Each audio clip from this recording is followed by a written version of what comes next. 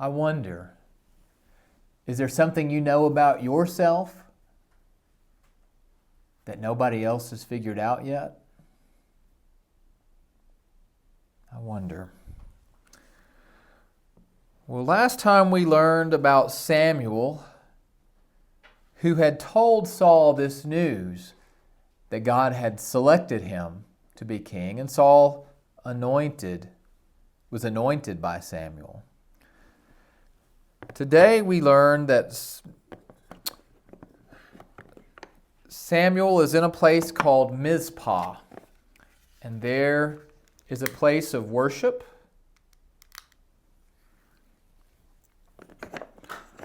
Where Samuel makes sacrifices to God.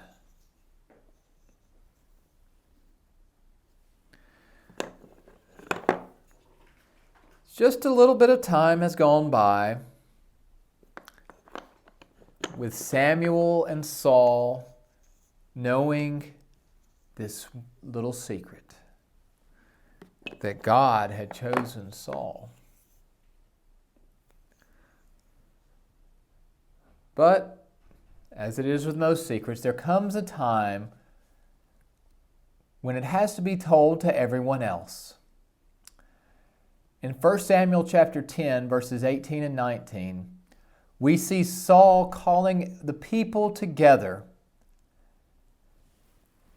We see people from all over Israel coming to Mizpah, coming to worship, coming to learn important news that they are all anticipating. Remember, these people had asked for a king. And God had told them that He would provide. So Samuel gathered the people.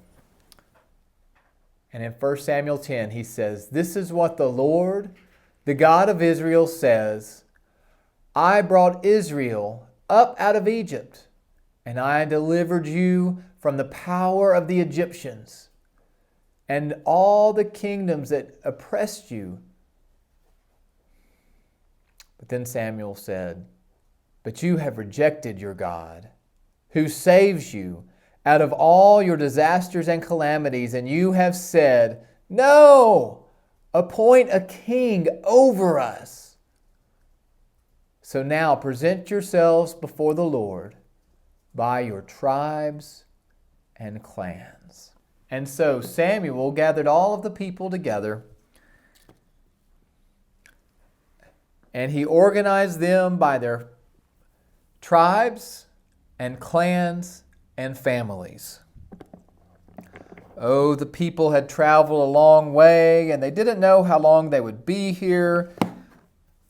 So they had all kinds of luggage and baggage that they had brought for the journey.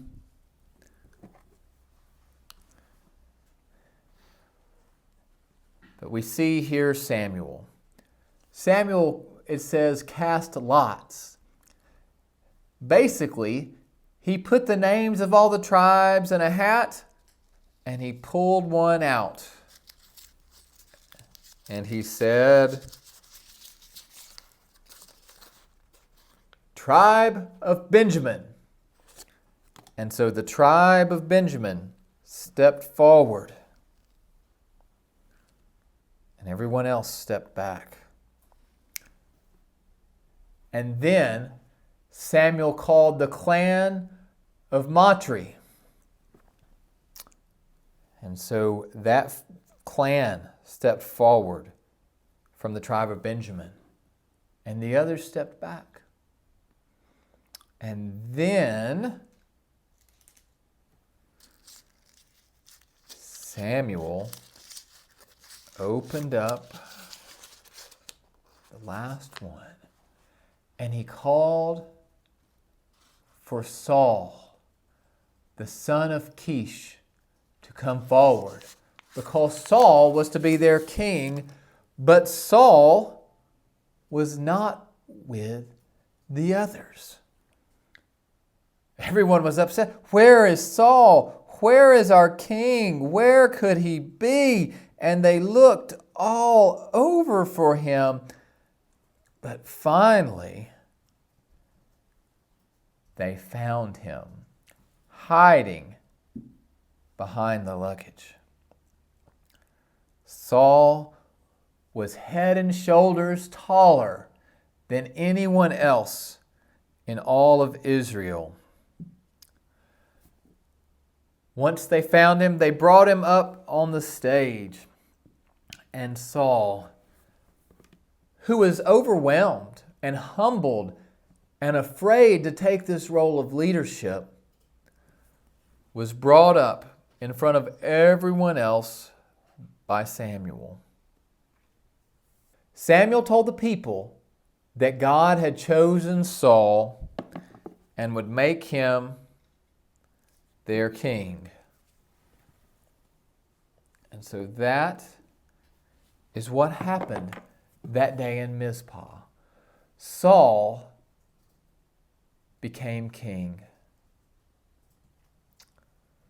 I wonder how Samuel felt this day. The people were getting what they wanted, but Samuel knew that they had chosen to trust in an earthly ruler to lead them. Samuel knew that they were breaking God's heart. Samuel knew that their trust in an earthly ruler was misplaced. I wonder, do we ever misplace our trust in earthly leaders?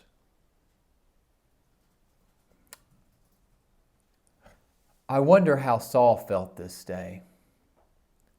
He was humbled, for sure. He was scared, I believe. And he had no idea what God had in store for him. I wonder, how well will Saul lead them?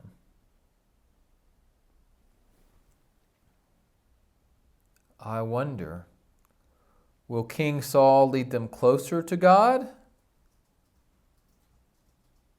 Or will King Saul lead them further from God?